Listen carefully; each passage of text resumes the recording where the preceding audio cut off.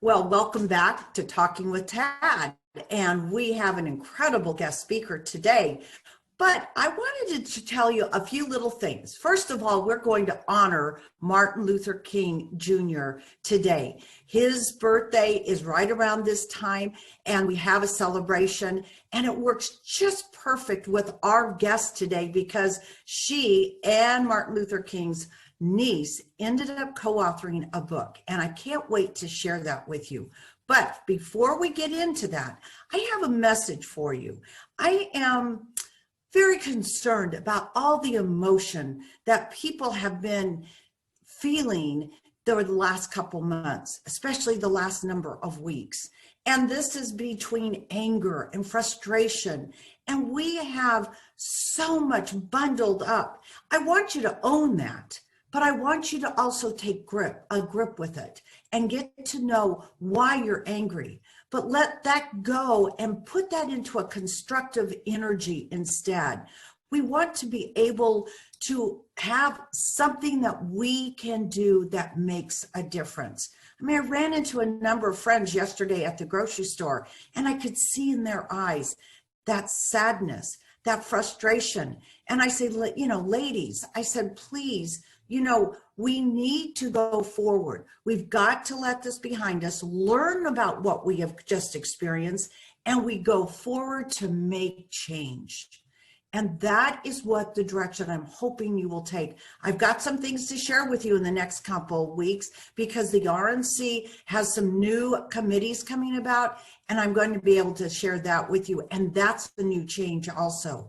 But the other thing is change leads right into our guest speaker today because she wrote a book about change, about something that all of us should take to heart. So my dear, dear friend, Ginger Howard, the National Committeewoman from Georgia. I call her Ginger from Georgia. And she is my dear friend. And Dr. King ended up co-authoring a book, and that book is right here. We're Not Colorblind. And it is, it's such a pleasure. What did Martin Luther King say? I have a dream. Well, that is, if you read this book, you will find out our guest speaker, Ginger, she had a dream. And Ginger, I want you to talk about your dream, how this came about, how we can make a difference in this world. But before you go forward in doing that, Ginger, what I'd like you to do is tell us, how did you get involved in politics? Who spoke to you? How did you get directed? We want to know a little bit about you before you tell us all about your book. Well, good morning, Tony Ann. It's such a pleasure to be with you from Georgia today, and it's very cold. I'm sitting in front of my fire in the fireplace, and I'm drinking a hot cup of tea, and so I just feel like we're sitting here together. It's wonderful to be with you, and how I got my start in politics is a really fun story, and I'll try to make a long story short, but I moved up to Washington, D.C. on a dare right out of college, and it was when George H.W. Bush was running and he just got elected. I moved in October, so he got elected that first week of November. And I just had a bug in my ear that I wanted to be, because I was in Washington. I had never done anything but fashion. I majored in fashion merchandising. I worked in a clothing store in high school and college, but I was in Washington, D.C. So if you've ever seen Legally Blonde, that was me. And I just thought, I want to get a job on the Hill. I'm 23 years old. Of course, somebody wants to hire me. So I went to every office on the Hill. They said, what can you do? I said, I can sell clothes. And they just sent me on my way. So I got a job in a beautiful clothing store called Frankie Welch, which was very exclusive, but I wasn't having it. I still wanted to work on the Hill. So a friend of mine knew somebody at the RNC, the Republican National Committee, when Lee Atwater was the chairman, and I got a job part-time on the phone banks raising money for the party. They made everybody use a script but me because of my Southern accent. I raised more money than anybody, so that's how I got started, and it's come full circle. Now I'm actually a member of the Republican National Committee. Ginger, I don't know if I knew that story. So, I mean, as close as we are, that is an incredible story. And yes, I have seen Legally Blonde 1 and 2. And so that is so hysterical. Oh my gosh. Well, thank you for sharing that. And I'm glad that you did do that because somebody spoke to you to be up there in DC, because you are making a difference. You are incredible on the committee. You're hardworking. You just went through, oh my gosh, just so much in Georgia. I know you all worked so hard for those to get reelect our Republican senators. Just wasn't in the cards, I guess, which is really too bad. That's a whole nother talk. I think we would probably have a whole Zoom and maybe even have to go longer than 15 minutes. So, well, now tell me about your dream. As I just mentioned of Martin Luther King Jr., I have a dream. What was your dream to get you started on this book, We're Not Colorblind? Well, it is a wonderful story. Alveda King, who is the niece of Dr. Martin Luther King, and I were invited to be on a panel August 28th of 2017 at Ebenezer Baptist Church, which was where her grandfather, father, and uncle preached. And we were on a panel with about 8 women. Elizabeth Warren was there. It was a very contentious panel, and she and I were the only conservatives on the panel, but she was the only Black conservative, and she was really getting a lot of heat for her support of President Trump. So we had known each other for years, just in different circles, but we really bonded that day, and we got each other's phone numbers and said we need to keep in touch because something's got to be done. Fast forward to the January Martin Luther King service, they asked me back to speak at that service, and that was a whole nother, I wrote it in the book, situation that happened. And a few days later, I had a literal dream in the night season that I wrote a book with Alveda King on racial reconciliation. Now, keep in mind, I have never written anything other than a journal for myself that nobody but God and I see. So Alveda had written like 30 books. And so I called her and left her a message, Alveda, call me. I had a dream like that. So she called me and she said, tell me about your dream. And I told her, and she didn't bat an eye. She said, let's do it. She prayed with me on the phone. By 5 o'clock that afternoon, she had the title of the book and the first 8 chapters titled.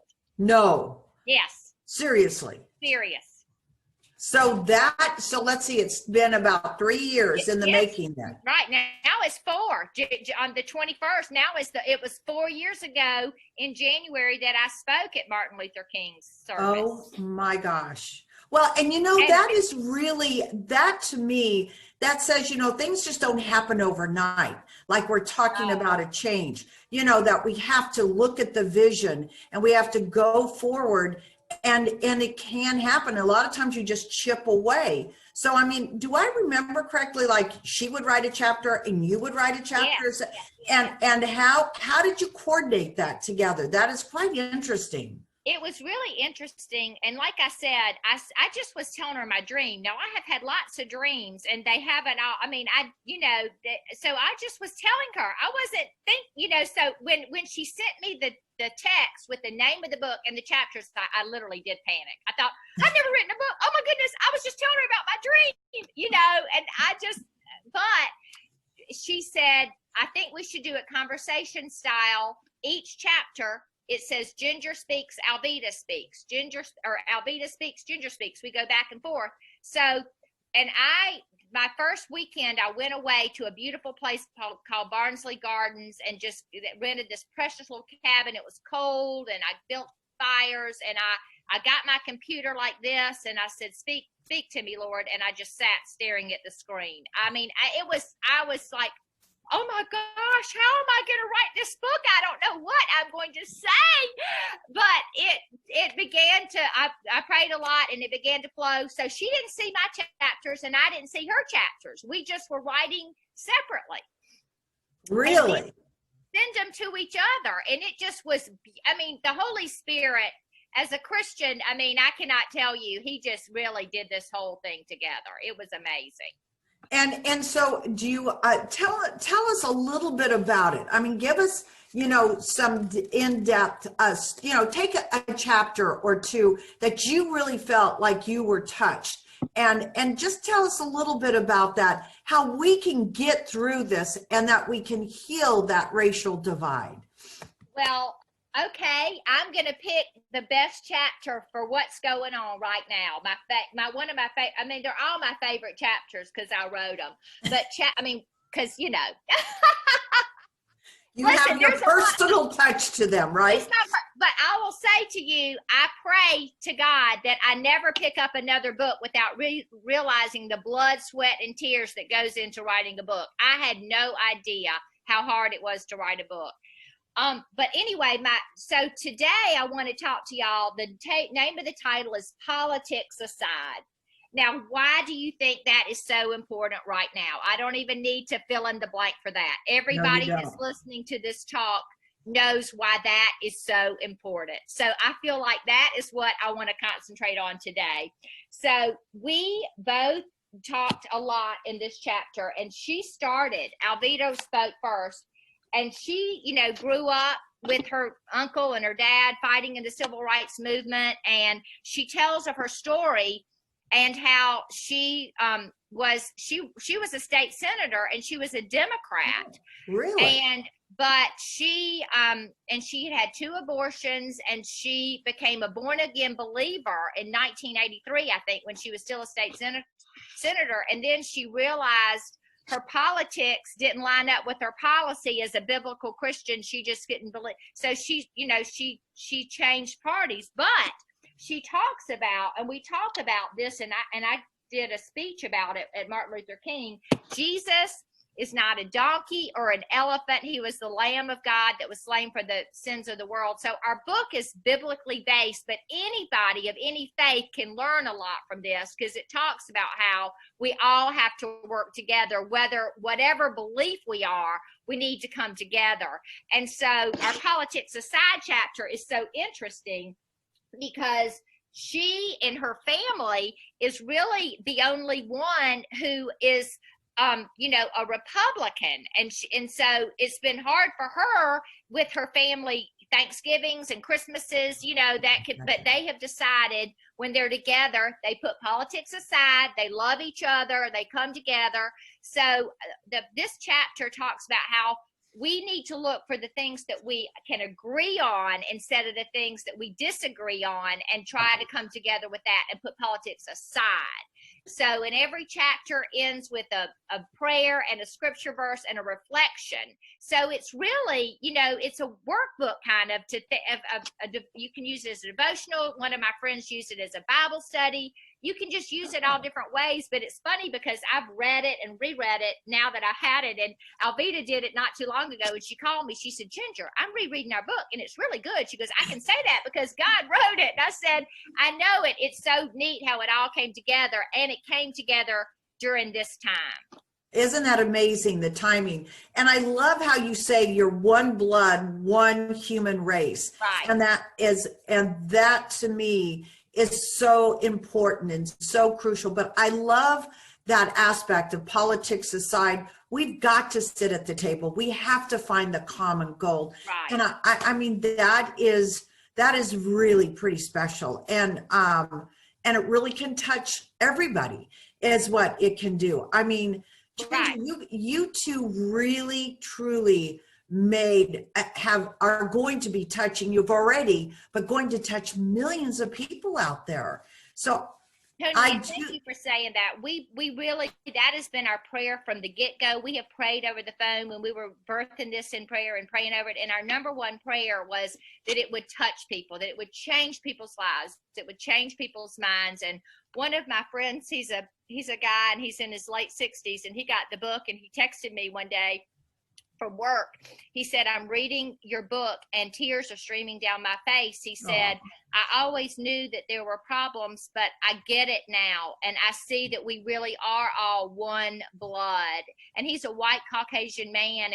And I mean, it's just so is so humbling to me. And when I called Alveda, I was in tears, and I said, if only one person like Joe was changed, it's worth it to me for writing the book. But I'm praying that it's all over, that people are changed. So you are definitely touching people, and you're making a change, and you're following through, on Dr. King's, her uncle, and what he was thinking. I'm just so impressed. And for you to share this with us today, on the Martin Luther King's, around his birthday on the January 15th. Thank you. I mean, it is very special. And I am going to make an effort to get this out there even further than what we already do, and to make sure people hear your message and are aware of this book. So thank you for taking that time to share with us. It really means a lot to me, but to all of our listeners too. And it's going to mean a lot to a lot more people out there. Ginger, you are just amazing. Now, as we wrap this up, our talk today on Talking with Tad, I always end with asking our guest, share something that is a fun fact that you want our listeners to hear. Well, thank you, first of all, for having me. I always love to see you and talk to you, but especially to share the message of the book on one blood and one race, because right now we need that more than ever. Well, I'm an entrepreneur. I have my own business and had for years. I have a wonderful clothing store in Atlanta, Ginger Howard Selections, and Tony Ann is a great customer. We always have fun at the RNC meetings, but she looks great today in her jacket. But so my grandmother teases and tells the story that I have been an entrepreneur since I was 5 years old, because when my youngest brother was born, I went all over the neighborhood saying, my little brother is so cute. He's just come home from the hospital, and would you like to see how cute he is? And they said, yeah, we want to come over. I said, okay, that'll be 25 cents. So I charged everybody in the neighborhood 25 cents to come see my brother. So that was my fun fact, that I started my entrepreneurship when I was 5 years old. I've been a businesswoman since I was 5. Oh my gosh, that is it. Did you tell your parents, or were they just like mortified what you did? Yes, of course they were. I think I had to take the money back. I think so. I mean, I couldn't charge, but anyway, I tried. That is darling. I love that. Ginger, you are so special. I mean, and such a dear friend. And I am pleased. Again, I just want to say thank you for making Talking with Tad a special series or episode today.